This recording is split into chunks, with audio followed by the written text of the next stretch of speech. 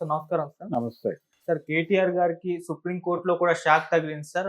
So, ఆయన formula ఈ car రేసింగ్‌కి సంబంధించిన కేస్‌లో ఉన్నారు గదా! దాన్ని హైకోర్ట్ వాళ్ళు మేము క్వాష్ చేయలేమని జెప్పేసి కొట్టేసారప్పుడు. సో, సుప్రీం కోర్ట్‌కెళ్లారాయన ఈ కేస్‌ని క్వాష్ చేయాలని జెప్పేసి. సుప్రీం కోర్ట్ వాళ్ళు కూడా మేము హైకోర్ట్ ఇచ్చిన తీర్పులో మేము జోక్యం జేసుకోలేమని జెప్పేసి తీసేశారు. మరి ఇప్పుడు నెక్స్ట్ ఏ స్టెప్స్ వేయబోతున్నారు కేటీఆర్ గారు? ఈ కేస్‌లో ఏం జరగబోతుంది? మరి అరెస్ట్ అవుతారా? ఆయన దగ్గర ఉన్న ఆప్షన్స్ ఏంటి సార్? అంటే ఆయన స్పెషల్ లీవ్ పిటిషన్ దాఖలు చేశాడు సుప్రీంకోర్టులో. హ్మ్. దాని మీద వాళ్ళు నెగెటివ్‌గా జడ్జిమెంట్ ఇచ్చారు. నెగెటివ్ అంటే ఏం లేదు. హ్మ్. జనరల్‌గా ఏ కేసులో అయినా గానీ కింది కోర్టు తీర్పుని సమర్థించవచ్చు. కింది కోర్టు తీర్పుని వ్యతిరేకించవచ్చు. ఏదైనా చేయొచ్చు. శిక్ష తగ్గించవచ్చు, హ్మ్. పెంచవచ్చు, ఏదైనా జరగొచ్చు. అప్పీల్‌లో ప్రతి సందర్భంలోనూ కోర్టు పాజిటివ్ డెసిషన్ తీసుకుంటుందని ఏం లేదు. అలా ఈ కేసులో కోర్టు నెగెటివ్ జడ్జిమెంట్ తీసుకుంది ఈయనకి, ఓకే. కేటీఆర్. దాంతో ఆల్రెడీ ఇది గనక డిస్మిస్ అయితే కోర్టు అంటే విచారణలో విచారణ జరగాలి అని చెప్పింది. హైకోర్టు ఏం చెప్పింది, ఈయన క్వాష్ పిటిషన్‌కు వేసుకున్నప్పుడు అలా కుదరదు బాబు, ఈ ఈ కారు రేసుకు సంబంధించి అక్రమాలు జరిగాయని వాళ్ళు చెప్తున్నారు. దాని మీద విచారణ జరగాలి కదా! విచారణని ఆపేసి క్వాష్ చేయమని ఎలా అడుగుతావు నువ్వు అని చెప్పింది కోర్టు. ఇప్పుడు అదే అక్కడ చెప్పారు. అంటే విచారణ జరగాలి అంటే ఏమిటి? విచారణ జరగవలెను అని కోర్టే చెప్పిందంటే హ్మ్. విచారణ ఎలా జరగాలి? ఈయన్ని కస్టడీలోకి తీసుకొని విచారించాలి. అవును. అంటే ఇప్పుడు కేటీఆర్ అరెస్టు అనివార్యం అయ్యేటువంటి ఒక పరిస్థితి హ్మ్. పండగ పూట ఆయనకి ఒక సిగ్నల్ వచ్చింది ఇప్పుడు. ఓకే. దీని మీద ఇప్పుడు ఇమ్మీడియట్‌గా తెలంగాణ ప్రభుత్వం స్పందించి ఆల్రెడీ సిద్ధంగా ఉన్నారు వీళ్ళు. కోర్టు నుంచి ఇలాంటి జడ్జిమెంట్ వస్తే ఇమ్మీడియట్‌గా అడుగు ముందుకు వేయటం కోసం సిద్ధంగా ఉన్నారు వాళ్ళు.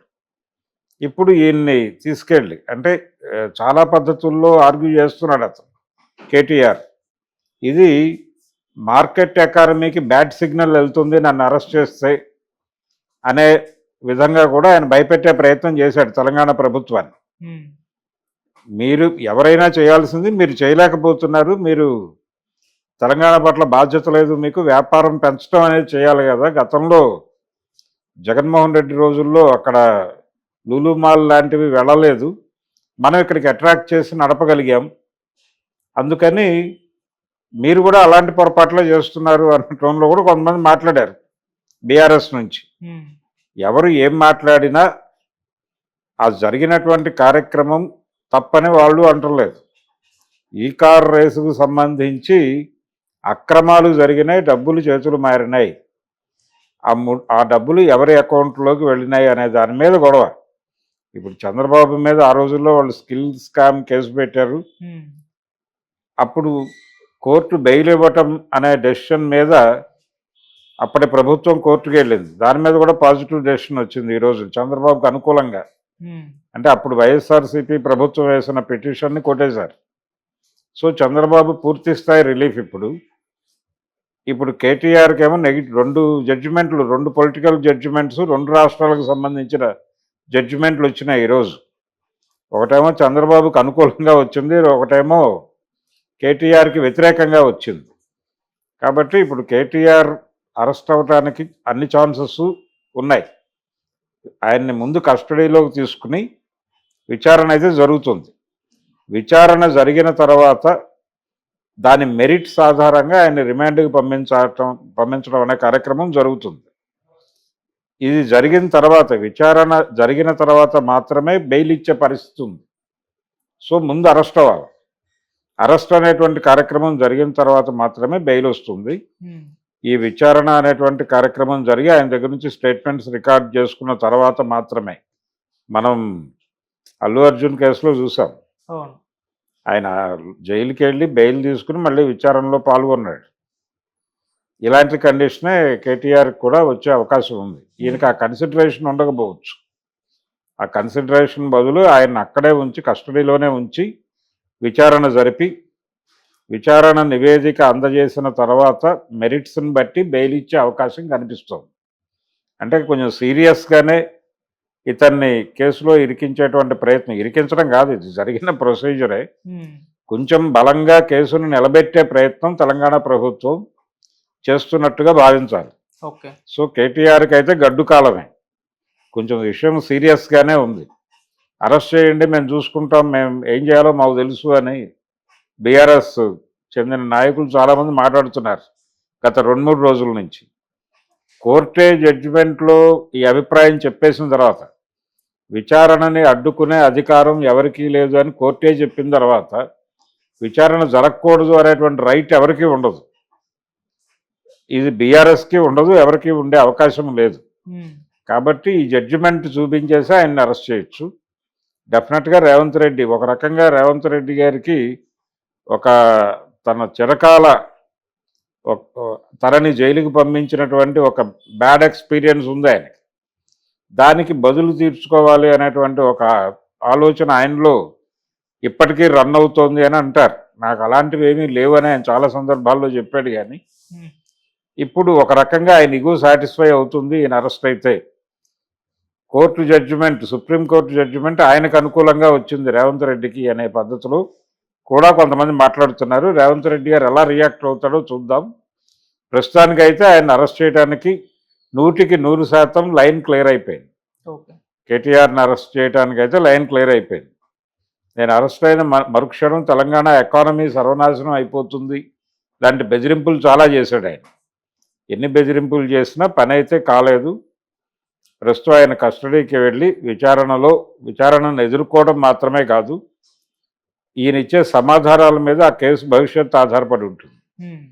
మరి ఎలా డీల్ చేస్తారు బీఆర్ఎస్ వాళ్ళు అనేది చూద్దాం. సార్, ఒకవేళ కేటీఆర్ అరెస్ట్ అయితే తనకి ఏమన్నా సింపతి వచ్చే ఛాన్స్ ఉందా తెలంగాణ సమాజం నుంచి? ఎందుకంటే వీళ్ళు అరెస్ట్ అయినప్పుడు ప్రతిసారి సింపతి అని ఒక వర్డ్ చర్చకు రావడం మనం చూస్తూ ఉంటాం. సో ఇప్పుడు రేవంత్ రెడ్డి గారు అరెస్ట్ అయిన తర్వాత ఇమ్మీడియట్గా జరిగిన ఎలక్షన్స్లో ఆయన ప్రభావం చూపించలేదు. అవును. మొన్న ఆయన 5 సంవత్సరాల తర్వాత ఆయన సీఎం అయ్యాడు. సో ఈ కసరత్తు ఉంది. ఇదే పరిస్థితి అంటే ఇమ్మీడియట్గా అతను అరెస్ట్ చేసేస్తే ఇక్కడేదో ప్రభుత్వాలు మారిపోతాయి అని భయపడాల్సిన అవసరం లేదు. చంద్రబాబు అరెస్టు గొడవ వేరు, అది పార్టీ అధినాయకుడు అరెస్టు కాబట్టి, పైగా ఎలక్షన్ ముంగిట జరిగినటువంటి పని. అది కొంచెం ఎర్లీగా జరిగి ఉంటే బాగుండేది అని కూడా కొంతమంది వ్యాఖ్యానించారు. అప్పుడు అంటే కొంత డిస్కషన్కి అవకాశం ఇచ్చి అరెస్ట్ చేస్తుంటే బాగుండేది అని. ఇప్పుడు ఈ అరెస్టుకు సంబంధించి దీని ఇంపాక్ట్ ఎన్నికల దాకా సస్టైన్ చేయగలరా వీళ్ళు అనేది అనుమానమే. ఇప్పుడు ఈ విచారణ అయిపోయిన తర్వాత కోర్టు బెయిల్ ఇచ్చేస్తే కేసు కమిట్ అయి ఉంటుంది, బెయిల్ మీద బయట ఉంటాడు ఆయన. సో ఒక లింక్ ఉంటుంది, అంతవరకే బయటే ఉంటాడు. నెమ్మదిగా ప్రజలు ఈ 3 ఏళ్లలో జనం మెమరీలోంచి పక్కకి వెళ్ళిపోతుంది. అది అప్పటి ప్రయారిటీస్ మారుతాయి. అప్పటి ప్రయారిటీస్ అనుగుణంగా పోలింగ్ జరుగుతుంది. ఆ ప్రయారిటీస్ని ఎట్లా సెట్ చేయాలనే దానికి సంబంధించి రేవంత్ రెడ్డి వ్యూహరచన చేసుకోగలిగితే మళ్ళీ విజయం సాధించవచ్చు. ఇదేం సింపతి గెయిన్ చేసే అరెస్ట్ కాదు. రెండోది, జనాలకు ఒక విషయంలో స్పష్టత ఉంది. చంద్రబాబు అరెస్ట్ అయినప్పుడు కూడా వీళ్ళు ఆ రోజున విడుదలైన రోజున అక్కడి నుంచి రావడం కష్టమైపోయింది, ట్రాఫిక్ జామ్ అయిపోయింది, ఇవన్నీ మాట్లాడారు. రాజమండ్రి నుంచి ఆయన ఉండవల్లిలో ఉన్నటువంటి తన నివాసానికి రావడానికి అన్నారు. కానీ నిజానికి పబ్లిక్ ఒక రకమైనటువంటి నిశ్చితాభిప్రాయానికి వచ్చేస్తున్నారు. రాజకీయ నాయకులు డెఫినెట్గా తింటారు, ప్రతి యాక్టివిటీలోనూ వాళ్ళకి వెళ్ళాల్సిన షేర్ వెళ్ళిపోతుంది, ఇది ఎవరన్నా కాదన్నా జరిగే ప్రక్రియే అనే వాతావరణానికి జనం ఫిక్స్ అయి ఉన్నారు. అందుకని వాళ్ళేమో ఆశ్చర్యపోవట్లేదు. ఇప్పుడు కేటీఆర్ అరెస్ట్ కూడా అదేదో దారుణం జరిగిపోయింది, అతను చేయని నేరానికి అరెస్ట్ చేశారని జనాలు సెంటిమెంటల్గా ఫీల్ అయ్యే ఛాన్స్ ఏం లేదు. చంద్రబాబు అరెస్ట్నే అలా ఫీల్ అవ్వాలి. ఎన్నికలలో గెలుపు కేవలం ఆ సింపతితో గెలిచామని వాళ్ళు చెప్తున్నారు, కానీ అది కాదు. అనేక ఇతర కారణాలు కూడా తోడ్పడి ఆ విజయం లభించింది వాళ్ళకి. అందులో యాంత్రికత